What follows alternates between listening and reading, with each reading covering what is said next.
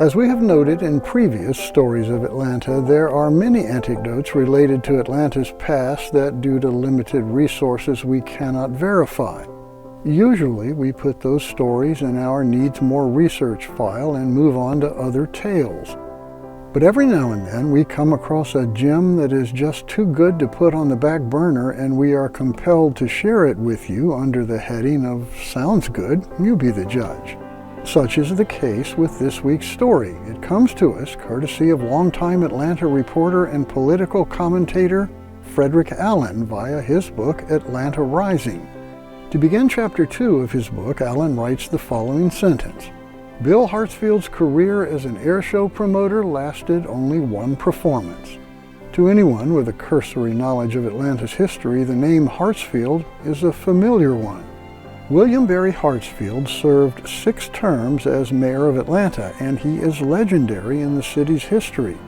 As an alderman, Hartsfield was a strong proponent of the budding aviation industry, and it was Hartsfield's dogged work that contributed to Atlanta becoming the aviation powerhouse that it is today.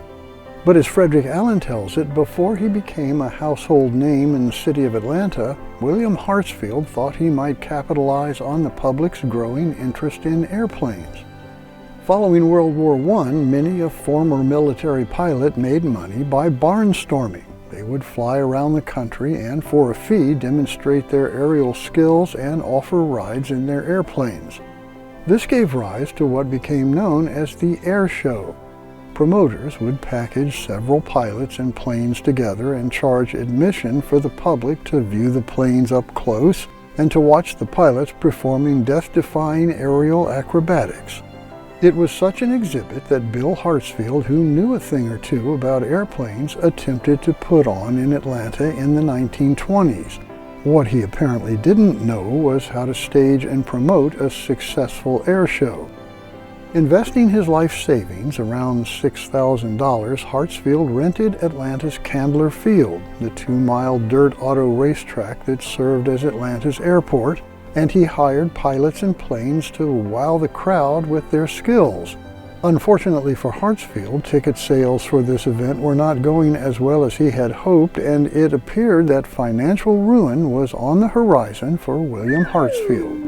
That is, until the Society for the Prevention of Cruelty to Animals somehow learned that one of Hartsfield's plans for his air show was to drop a dog wearing a parachute out of an airplane.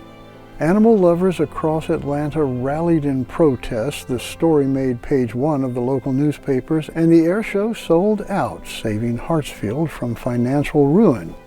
Oh, and according to Fred Allen, the dog landed safely.